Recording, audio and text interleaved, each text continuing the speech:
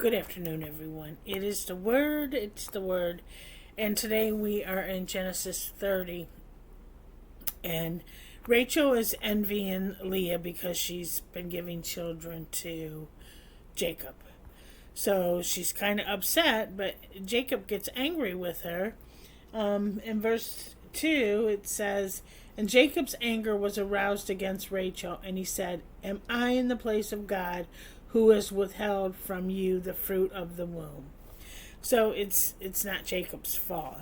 So Rachel decides she's going to give her maid Bilhah to Jacob.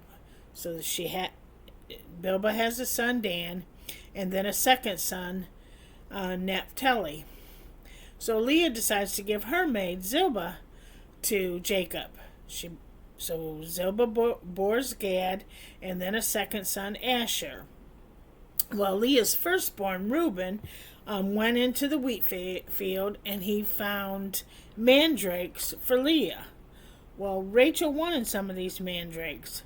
Well, Leah says that Rachel can have some of these mandrakes if Jacob goes in and lies with her tonight. So he does, and then Leah bore the fifth son, Issachar, a sixth son, Zebulun, and then she finally had a daughter, Dinah.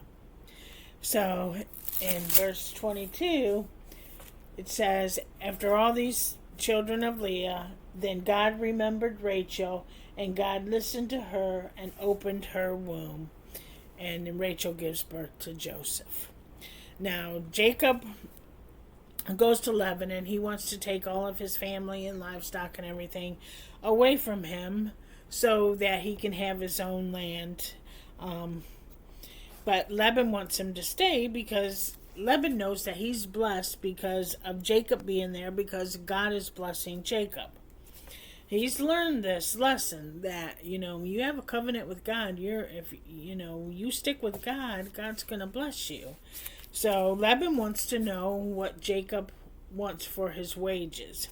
And Jacob says, "Let me pass through all your flock today, removing from there all the speckled and spotted sheep, and all the brown ones among the lambs, and the spotted and speckled among the goats, and there shall be my wages, and these shall be my wages."